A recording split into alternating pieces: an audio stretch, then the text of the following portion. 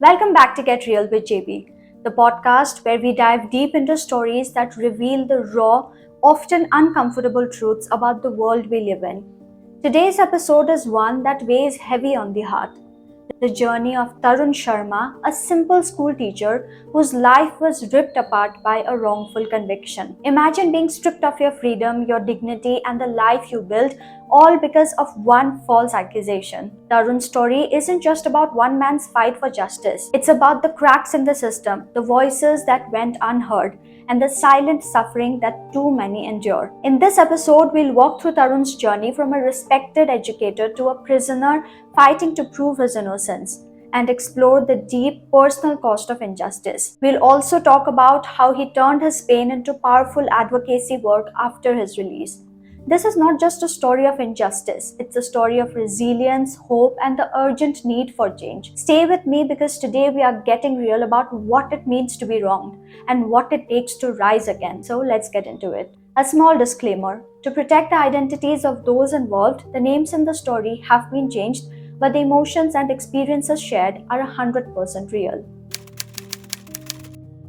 Tarun Sharma was a school teacher in Jaipur, known for his kindness and dedication to his students. He lived a quiet, disciplined life focused on shaping young minds and providing for his aging mother. He had a strict daily routine: morning prayers, lessons at school, and evenings spent grading papers.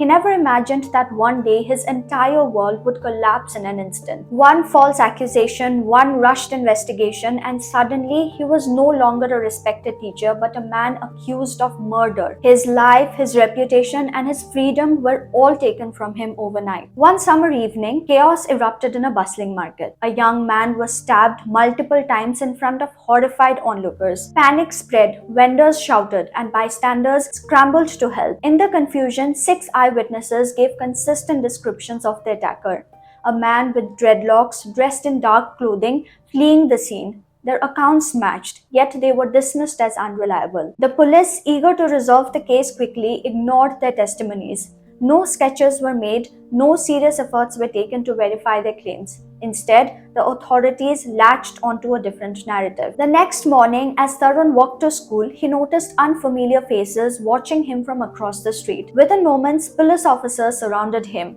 their hands gripping his arms before he could react. "You are under arrest for murder," one of them declared, snapping cold steel handcuffs onto his wrists. The reason? A shopkeeper had given a vague statement claiming he had seen Tarun near the spot of the crime. No verification, no further investigation, just an accusation. Passers-by stopped, murmuring in shock. Tarun stood frozen, disbelief washing over him. He pleaded, trying to explain that he had been at home all evening, but the officers ignored him. They had already made up their minds. With firm hands, they shoved him into the back of a police jeep, and as the vehicle sped away, the life he had built crumbled in an instant. At the station, the interrogation was relentless. Officers took turns questioning him, shouting accusations, demanding a confession. He was denied water, food, and rest. His protests fell on deaf ears. The officers presented a shopkeeper's vague statement claiming he had seen Tarun near the spot where the murder happened. That was enough for them. With no legal support and no one willing to listen, Tarun felt his world closing in. He was charged with murder, and within days, the case was rushed to trial. In court, the prosecution painted him as a man leading a double life: a teacher by day, a criminal by night. The defense tried to argue his innocence, presenting his alibi, school records, and phone data, but it wasn't enough. The six eyewitnesses who had described a different suspect were never even called to testify. The verdict came swiftly: life in prison. Prison was a different kind of nightmare. The walls closed in, suffocating him.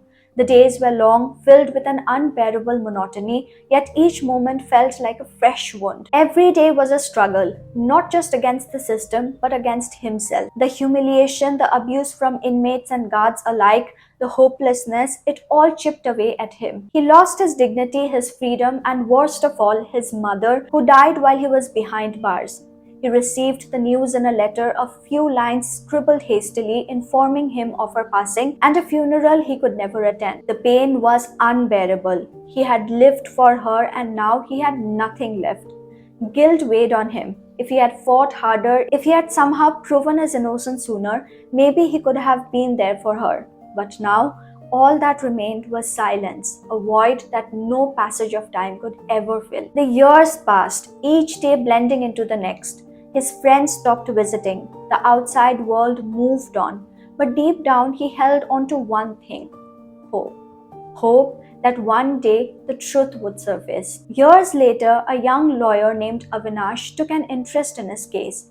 As he combed through the trial records, he found glaring inconsistencies: eyewitness accounts that had been ignored, missing CCTV footage, and coerced statements that formed the foundation of the prosecution's case. 6 witnesses had described a suspect with dreadlocks, yet their testimonies were never even considered. The CCTV footage from nearby shops had mysteriously gone missing, and the sole statement implicating Tarun came from a shopkeeper who had only provided vague details. Avinash fought tirelessly to reopen the case. It was an uphill battle, facing legal red tape, opposition from authorities unwilling to admit their mistake, and the challenge of finding evidence that had been buried for years. But after 5 years, the truth finally surfaced. An old surveillance tape from a different angle, one that had been overlooked, emerged. It showed the real murderer fleeing the scene, exactly as the witness had described all those years ago.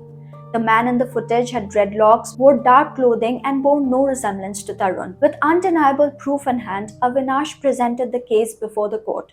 The evidence was overwhelming. 6 eyewitnesses had described a completely different suspect. CCTV footage had surfaced, proving Tarun was not at the scene, and the sole testimony against him was exposed as unreliable.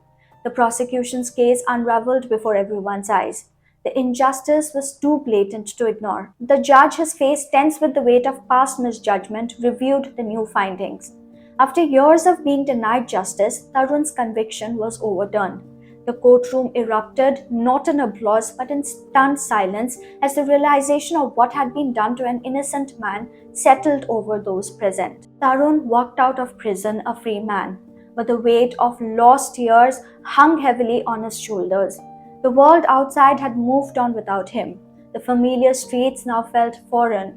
His home was long gone, and his students, once young, eager learners, had grown into adults who barely remembered him. But the greatest loss was his mother. She had fought for him, believed in him, and waited for him, but she had not lived to see his release.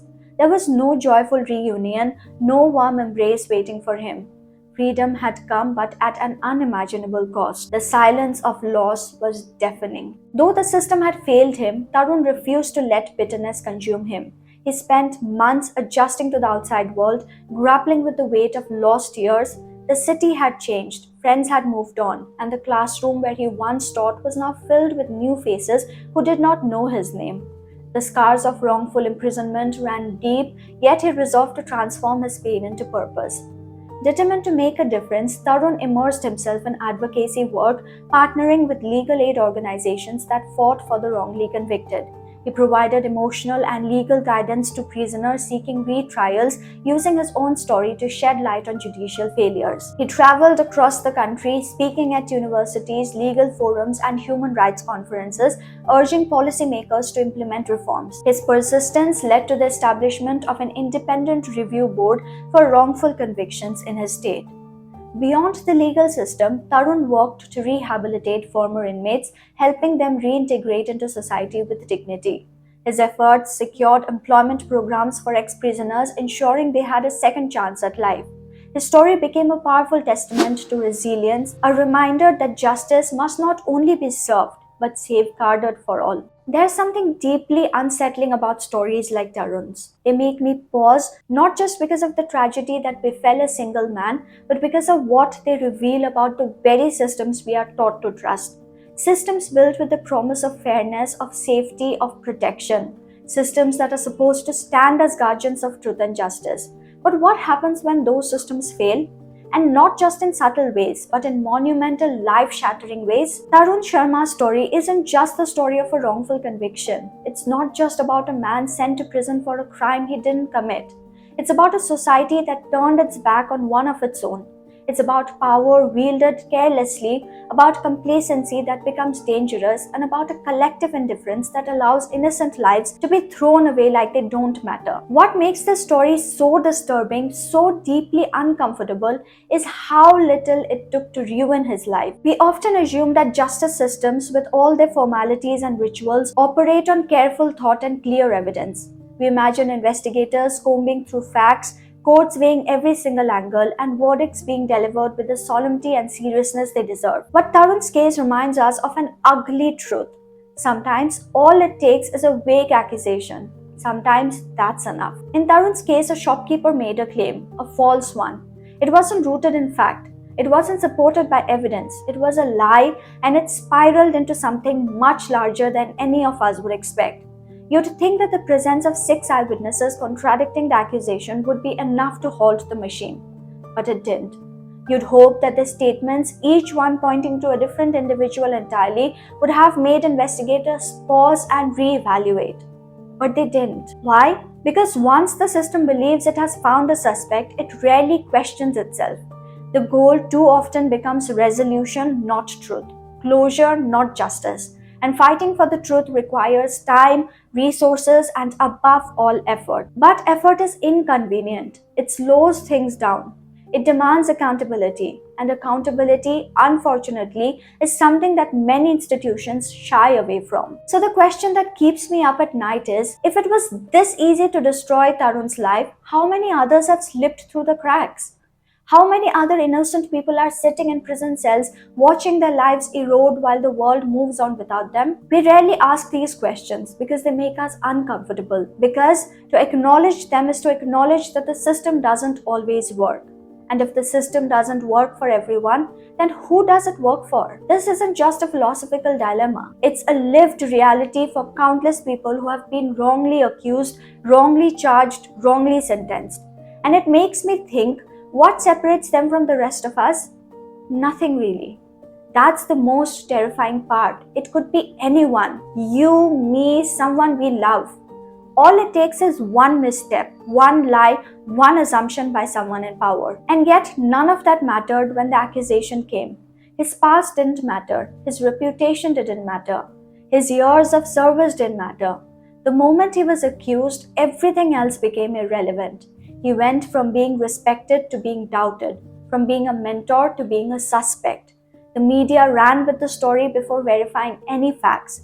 His face was plastered across news screens and social media feeds. And once the public opinion shifted, there was no going back. What gets to me the most is how fragile our identities are in the face of public judgment. One moment you are a beloved figure in your community, and the next you are branded a monster. It doesn't take long. A headline here, a rumor there, and suddenly the story becomes the truth. People are quick to believe the worst. Outrage is easier than inquiry. We live in a time where trial by media is often more brutal than any court of law. The damage it does is irreversible. Even after Tarun was acquitted, even after the truth came out, even after the real perpetrator was caught, there were still people who doubted his innocence. There were still whispers, still side glances, still people who crossed the street when they saw him coming. And that's the other tragedy. Even when justice is finally served, it doesn't undo the harm. Tarun lost 7 years of his life, 7 years behind bars, 7 years away from his family, his students, his community.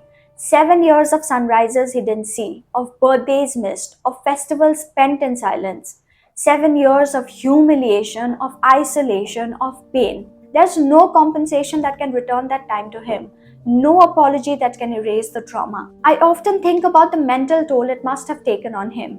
The loneliness, the anger, the helplessness. To know that you are innocent and to scream that truth into a system that refuses to listen is one of the cruelest experiences I can imagine. It's a kind of psychological violence, a gaslighting on a societal level. And yet, through it all, Tarun didn't break. He could have emerged bitter, vengeful, destroyed, but he didn't. Instead, he chose to speak out, to share his story, to advocate for others who have been wrongfully accused. He chose to be a voice in a space where too many suffer in silence, and for that, I have immense respect for him. His story is not just a cautionary tale. It's a mirror. It reflects back at us the flaws in our justice system, the ease with which we discard people, the dangerous power of assumption, and it forces us to confront uncomfortable questions about how much we really value the truth and whether we are willing to do the hard work it takes to protect it. It also makes me think about our roles as citizens, as members of a society. Do we question the narratives we are given? Do we speak up when we see something unjust? Or do we scroll past the headlines and tell ourselves that it's someone else's problem? Because here's the thing. Wrongful convictions don't just happen in isolation. They happen in a context where apathy is normal, where institutions are overburdened or undertrained, and where public opinion is more powerful than facts. And unless we actively demand change, unless we create space for these stories to be heard, unless we hold our systems accountable, they will keep happening. Tarun's story may have a bittersweet ending. He was eventually freed, yes. But the real question is, why did it take so long? Why were so many red flags ignored? Why did so many people have to fail for this one man to lose everything? The system is supposed to work for us, not against us. And if it can happen to Tarun, it can happen to anyone. So when we talk about justice, let's not just talk about verdicts and sentences. Let's talk about humanity, about empathy, about the need for a system that listens before it punishes, that investigates before it blames, that protects the innocent with as much urgency as it pursues the guilty. Let's also remember that stories like Tarun's are not rare. They just don't always make headlines. Most people who are wrongfully accused never get the chance to tell their side. They get lost in the noise, forgotten by the very system that was meant to protect them. But if we listen, really listen, we can begin to change that. We owe it to Tarun. We owe it to everyone who has ever been silenced by injustice. And we owe it to ourselves because justice, after all, isn't truly justice if it doesn't apply equally to all. Thank you for listening to today's episode. Stories like Tarun's aren't just cautionary tales. They are urgent reminders of the flaws in our justice system and the lives that get shattered because of them. If this episode resonated with you or touched you in any way, share it with someone, talk about it, and most importantly, stay informed. Justice should never be a privilege, it should be a right. If you have any thoughts, experiences, or perspectives to share, I'd love to hear them. Reach out to me, let's start a conversation, and let's keep questioning the system we trust. Until next time, stay aware, stay vocal, and never stop seeking truth. I will see you in the next episode. Until then, keep it real.